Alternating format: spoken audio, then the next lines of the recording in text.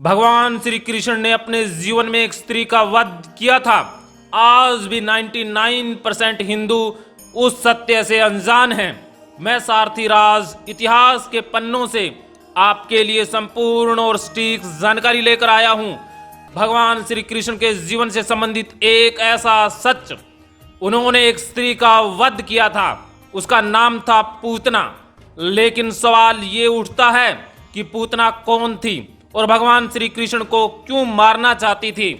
क्या पूतना को कंस ने भेजा था? इसके बारे में शास्त्र क्या कहते हैं? आज के इस वीडियो में आप शास्त्रों की सच्चाई जानने वाले हैं।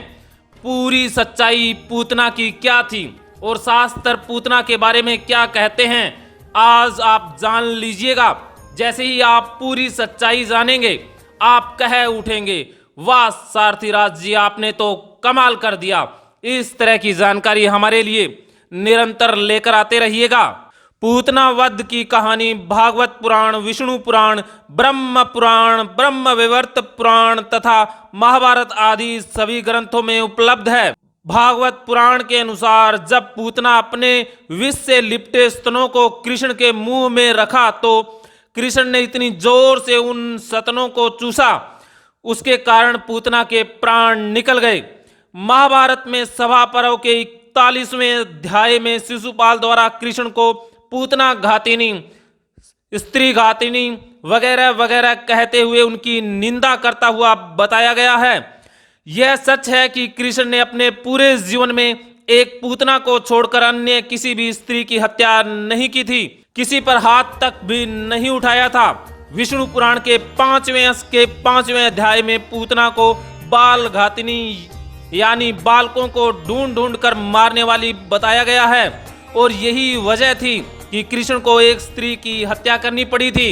हरिवंश पुराण के विष्णु पर्व के अंतर्गत 6ठे अध्याय में पूतना को कंस की निजी सेविका बताया गया है, जो कि पक्षी रूप लेकर गोकुल आई थी।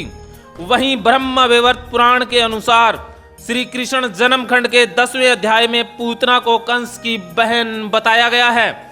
जितनी सच्चाई पूतना के बारे में उपलब्ध थी मैंने आपके समक्ष रखी, यानी जितने शास्त्र उतनी बातें।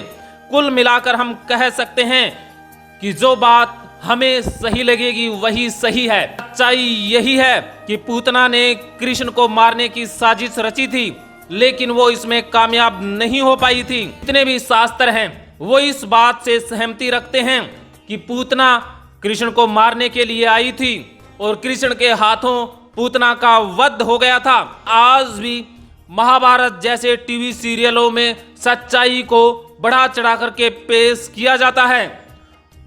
भगवान श्री कृष्ण के जीवन के साथ बहुत सारे चमत्कार भी जोड़ दिए गए हैं। सच्चाई इतनी है कि भगवान श्री कृष्ण ने पूतना का वध परिस्थिति वंश किया था, क्योंकि पूतना श्री कृष्ण भगवान को मारने के लिए आई थी और अपने बचाव में भगवान श्री कृष्ण को पूतना का ही वध करना पड़ा था। भगवान श्री कृष्ण हमेशा प्रकृति के नियमों के अनुसार ही चलते थे। वो बेवजह ना किसी को मारते थे ना किसी का वध करते थे।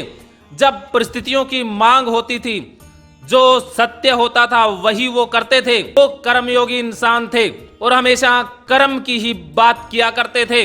तो उनके हाथ से पूतना का वध होना मानवता का कल्याण ही था, क्योंकि पूतना बच्चों को मारने में ही विश्वास रखती थी और कंस के कहने पर ही श्री कृष्ण को मारने के लिए आई थी। तो भगवान श्री कृष्ण के हाथों पूतना का वध होना बहुत ही जायज है।